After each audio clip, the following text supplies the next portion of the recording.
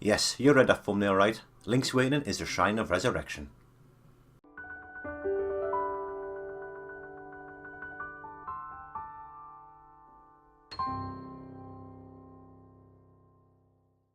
Hello everyone, Chris here, the Zelda Collector, and we're going to talk about Crazy Theory. Crazy Theory!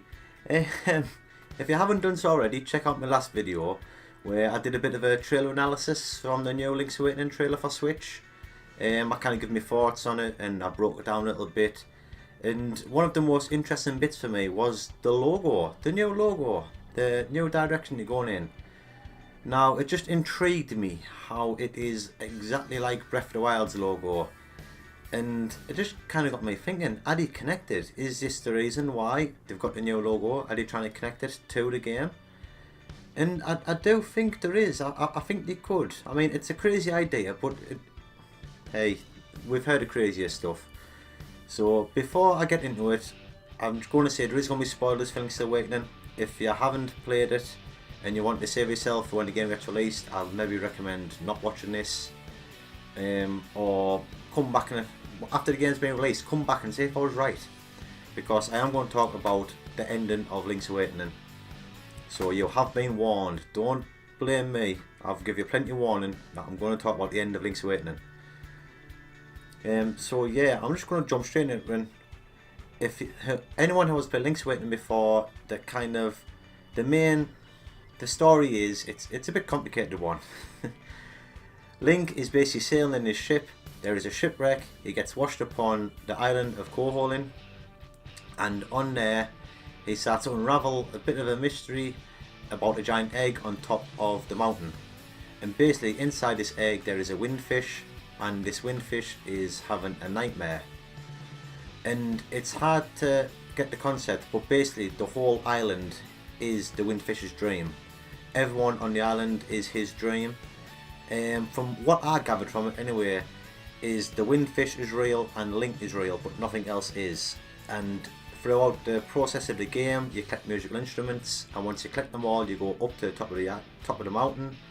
You play the song, and the windfish wakes up. And when the windfish wakes up, the whole island starts to disappear. Everyone on the island who you spoke to disappears. It comes through a big pan shot in the back, and the whole island goes.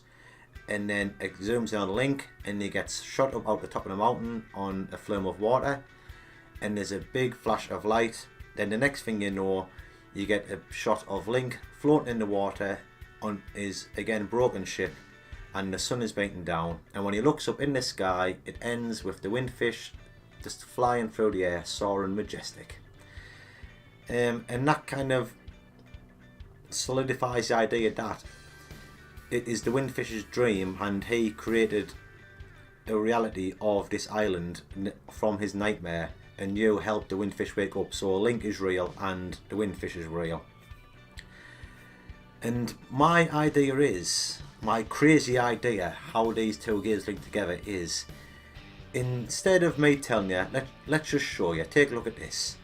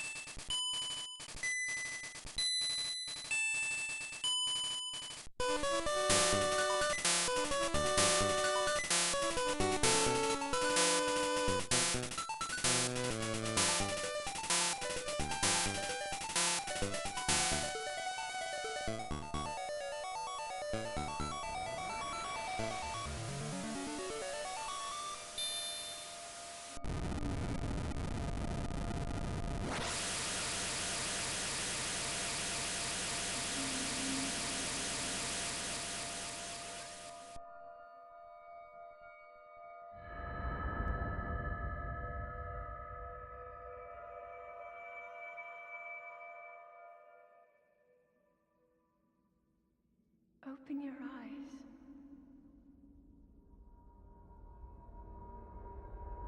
Open your eyes.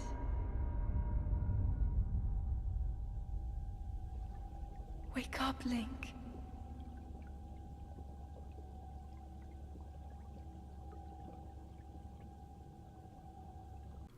There we go. All of Link's Awakening is Link's dream. Not the Windfish's, it is Link's dream, and he is in the Shrine of Resurrection.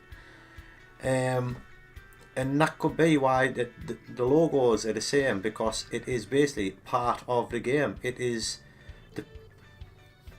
the introduction to the game. This is he gets struck down, and when he gets into the Shrine of Resurrection, this is his dream, and this is his own personal journey of recovery. This is Link's awakening into Breath of the Wild. I mean, it would make sense. There is massive Link's Awakening Easter eggs in Breath of the Wild. I mean, there is, of course, the Great Gerudo skeleton, which is basically the skeleton of the Windfish, which is a massive Easter egg in the game there. And also Eventide Island. If you look at that, it is geographically correct to Koholint Island. I mean, it is just, everything is in the right place. That there is a massive Easter egg to Link's Awakening. The mountain is in the correct place, or the beach. It's just set up exactly like that game, and it's just so yeah, let's say Link has been travelling Breath of the Wild. He knows these locations. He's seen the skeleton. He's seen Eventide Island. When he gets struck down, he is taken to the Shrine of Resurrection. He is in a coma of sorts, and while he's recovering on the inside, he goes into some sort of dream state, and this dream of Link's Awakening is himself having a dream of recovery. He is awakening himself back to the hero of the wild. And yeah, I mean, I just think it'd be such a good idea. I know it's crazy, but it would just be brilliant. I do. It'd just link perfectly into Breath of the Wild. It would actually help Link's Awakening and all get a solidified place in the timeline, because that it has never found a home. It's been moved around more times. It's struggled to find a permanent home. I mean, it was originally a direct sequel to A Link to the Past. It was the same Link as after A Link to the Past finished, he sailed off and for a journey of enlightenment, and he stumbled upon this adventure. But then it got moved to after the Oracle games, because at the end of the Oracle games there is a scene where he sails off in a boat, and it fitted perfectly to have Link's Awakening directly after them games. And then recently they have moved it back to being a sequel to A Link to the Past, because it is the same Link in A Link to the Past, Link's Awakening and the Oracle games. But I think if they just did this, if they did a move and found a permanent home for this, being involved with Breath of the Wild, it would just be so good. I mean, Breath of the Wild's taken over the world, hasn't it? It's just brought Zelda with a big bang back into the public eye, and they could capitalise on that and tie this game into it, and it makes sense from just for Nintendo, for a strategic point of view, to try and get the game out there.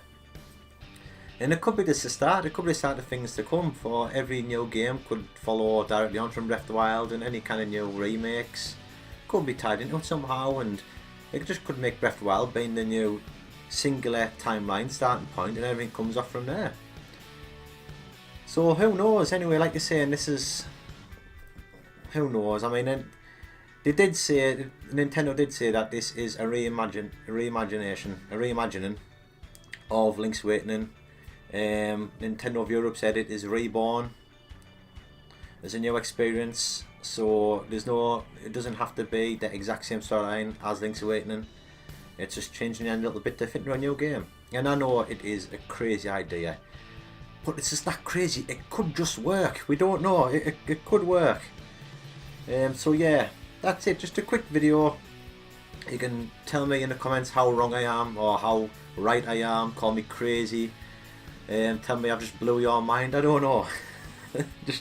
I don't know what I'm thinking about this. It's just a crazy idea I had, and I thought I'll share it with the world and see what you make of it. So yeah, if you enjoyed this and you want to see me cover more Zelda news, we're hopefully going to follow Link's Awakening right away up until release, see what happens with the next trailer, stuff like that, try and break that down. Like I said, if you haven't done so already, go and check out the last video where we did a trailer analysis and I spoke about stuff about the trailer. And yeah, just jump on board and join me. It is dangerous to go alone, so come and hit that subscribe button if you haven't done already. I am Chris the Zelda Collector, and I shall see you all in the next video.